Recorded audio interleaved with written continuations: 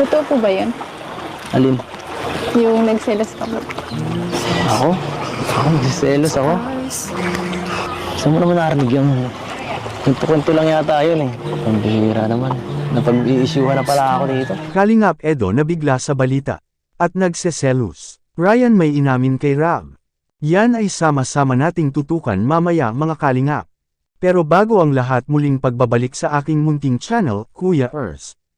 At batiin rin po natin ang ating mga silent viewers at silent subscribers at lalong-lalo na rin po ang ating mga kababayan na OFW na nagtatrabaho sa ibang bansa para matulungan ang kanilang mga pamilya, at walang ibang libangan kundi ang manood ng Kalingap serye.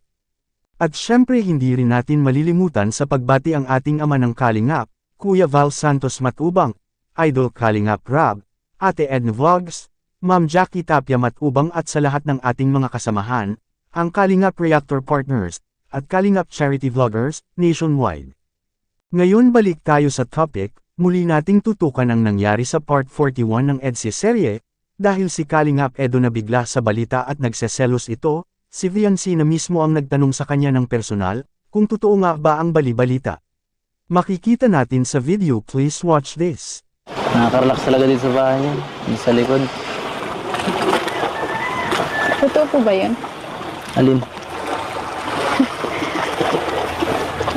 Yung nagselos ka po? Ako? Ako, nagsiselos ako. Saan mo naman narinig yung... Kwento-kwento lang yata yun eh. Ang bihira naman.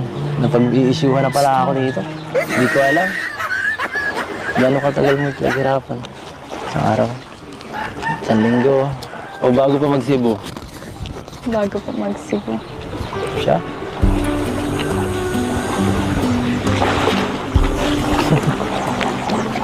Ibang klase ka. Kakagulat na. Tagal na pala niya. Pinapayuhan ni Idol Hari ng bulong na si Red Zane ang kanilang kasama na si Ryan. Dahil sa bali-balita na inaakbayan daw niya si Viancy, at may nakakakita. Grabe ang respeto nila ni Viancy mga kalingap, kaya ang sabi ni Idol Red Zane na mag-isip lang siya ng ibang babae, wag lang si Viancy. Kaya nagtanong si Idol Rab na, ano nga ba ang nakita ni Ryan kay Viancy? Nabigla ang lahat dahil sa pag-amin ni Ryan kay Idol Rab. Sabi niya may crush pala itong si Ryan kay Viancy, bilang isang paghanga lang wala ng iba mga kalingap, kaya ating maririnig muli ang pag-amin ni Ryan kay Idol Rab, at ang payo ni Idol Red Zane ni Ryan, makikita natin sa video, please watch this. Usapan niyo dito bro. Usapan namin yung yung about yung sa issue baga. Oo. Pinapayuhan ko si Ryan. Oo. Sinabihan ko rin siya nakaraan. Medyo umiwas muna kay Viancy. Kasi dami bagang lumalabas na issue na kaya siya pinakbayan daw nito. Huwag na siyang lumapit muna. Kumbaga, Okay lang naman yung maki-close Oo, or okay yung lang. kaibigan. pero pangit kasi yung naakbayan pa. Pero hindi naman siguro totoo yan. Kasi, Oo. kaya sabi ko, iwas na lang para Saka napansin ko kay Ryan, medyo nalungkot siya nung mga nakarang araw, parang na-down din siya, na-stress siguro. First time niyang first time niyang bash ng ganun. tapos may sakit pa yung tatay niya. Sabay-sabay yung mga Kaya pangyayari. pinag-uusapan namin ni Norman na huwag mo nang lumaki. Saka ano na rin yun, Hindi, bakit ano ba, tawag dyan, napansin mo rin ba na apektado din ba si Eds din sa mga paglapit Ay, natin? si Eds, apektado si Eds. yung pagmumukha ni Eds, hindi niya maipinta. sama ka nun eh. Sama ka? Eh siya! Grabe yung nawala ng parang mukhang nawala ng gana sa Eds. Kaya sabi, ang aga pa, tigilan na natin ito. Talagang Kaya wala, kanina ka pa dito, kanina pa kayo seryoso dun sa, iba pa pinag-uusapan nyo. Inis talaga siya. Kaya nasabi namin sa kanya na tigil-tigil ang membro kasi pagkarang na rin yan sa mga kuya baga natin. Oo. Talagang kurso natin nag-hate talagang tigilan mo yan. Papasama. Hindi, ganito na lang.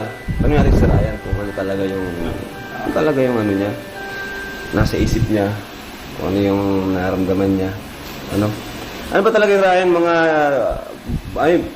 yung pumapalibot sa mga issue tungkol sa'yo, ano ba yun? Yung mga sinasabi nila sa'yo na, yun nga, pinopormahan mo daw si Viancy. Ano ba talaga yung nilalaman ng isip mo, ng damdamin mo?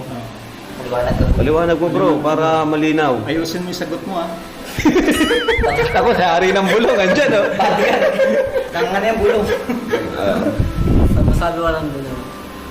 Inamin ko, crush ko man si Ben. Tinanong ko lang talaga. Pero di man inasan sa paghanga lang. Ay, mabira ka. Ayusin mo. Gulat ako dun paghanga. Wala ka namang intensyon. Wala. Hindi mo susurutin. Mahirap yun. Paghanga lang. Bakit ka umanga kay Biancy? Saka napakabait niya sa kanya. Mabait. Ay, pang mabait naman talaga. Wala naman talaga. Pero basta, ano lang, alam natin yung ating limitasyon. Saka, yun nga, syempre, yun, magkakasama tayo dito. Ang pangit ba ganun? Pangit yung may issue kayo. May mga ano tayo, hidwaan. May or kasabihin something. yung kay Pedro lang. Huwag mo na isama si Juan. Huwag ka na, huwag. Hindi, ibig sabihin may ano ka lang. Hinangaan mo siya. Maganda kasi si Biancy. Maganda ang ugali. Be humble. Be humble. Humble. Saka kahit sino naman magkakagusto.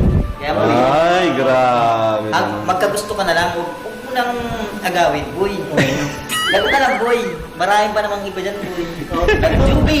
Totoo ba? Ano naman yan? Maraming babae, wag na si Biancy. Si Juby na lang.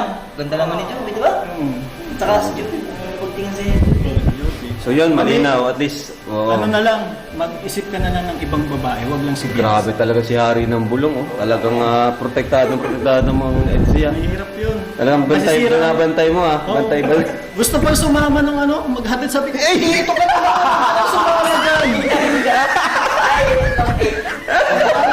Elipon. Grabe guys, real talk na to real talk na to Hindi na talaga yan, yung elipon. Binagdalay. Pamanong ka!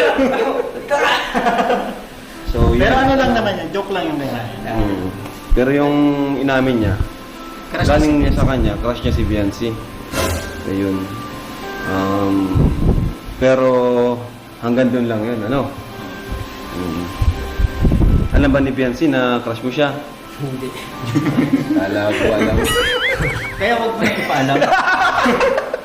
Ha? Wag mo na ipaalam. So ayan, malinaw na. Kala ko kung ano pong pinag-uusapan nitong tatlong to.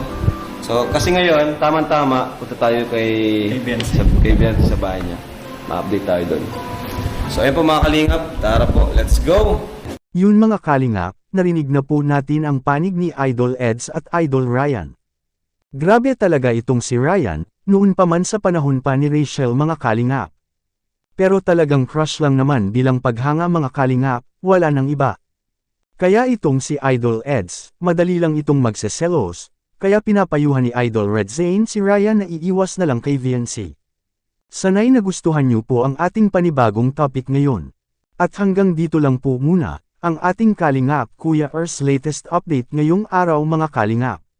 Sanay lagi nating suportahan si Idol Rab at Kuya Val, sa kanilang mga vlog, dahil dito kinukuha ang mga gastusin tulad ng pabahay, allowance sa mga beneficiaries, pagkain, groceries, gamot at iba pa. At huwag rin kalimutang mag-like at subscribe at i-on ang notification bell for more updates. Maraming salamat po, mabuhay tayong lahat, to God be all the glory.